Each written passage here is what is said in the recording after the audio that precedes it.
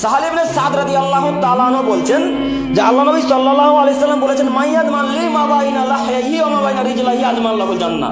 হে আদমের ছেলে মেয়ে, তোমরা যদি দুইটা জিনিসের জিম্মেদার নিতে পারো, তোমরা যদি দুইটা জিনিসের জিম্মেদার নিতে পারো, তো আমি মুহাম্মদ সাল্লাল্লাহু আলাইহি সাল্লাম জান্নাতের দায়িত্ব নিলাম।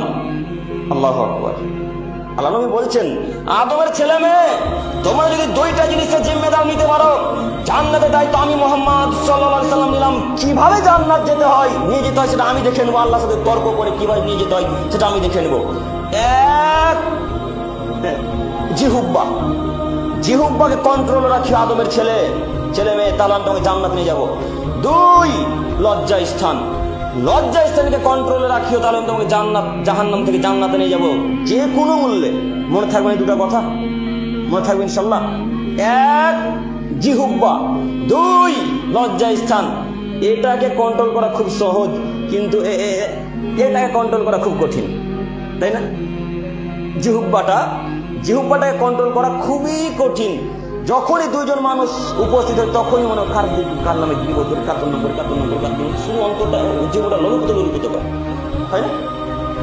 একটু কার দুর্নাম করে তাহলে ভালো লাগবে, অন্তরটা একটু, অন্তরটা শান্তি পাবে, কারণ বলি না কিছু। জিহুব্বা খুবই কঠিন একটা জিনিস, ঠেকানোই মুশকিল, এমনিতেই পাপ হয়ে যায়। এই জন্য আল্লাহ রাসূল বলছেন, মানুষকে সব থেকে বেশি যে জাহান্নামে নিয়ে যায় তার একটি হচ্ছে জিহুব্বা, মানুষকে সব থেকে বেশি জান্নাতে নিয়ে যায় তার একটি হচ্ছে জিহুব্বা। জিহুব্বায় মানুষকে সব থেকে বেশি জাহান্নামে নিয়ে যায়, জিহুব্বায় মানুষকে সব থেকে বেশি জান্নাতে প্রবেশ করায়। তো কিভাবে ঠেকাবেন এখন? কিভাবে ঠেকাবেন? আপনাকে তো শতদিন বলেছিলাম চায়ের দোকান আড্ডা মারিয়েন না গো, শতদিন বলেছি আপনাকে, শতদিন বলেছি চায়ের দোকান আড্ডা মারিয়েন না। চায়ের দোকান গীবত একটা পার্লামেন্ট, আপনাকে বলিনি?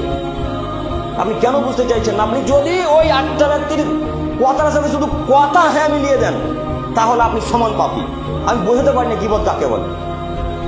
এই যে কথার সাথে কথা হ্যাঁ মিলিয়েছেন, এই কথা এখন হাসরের মাঠে পেশ করা হবে।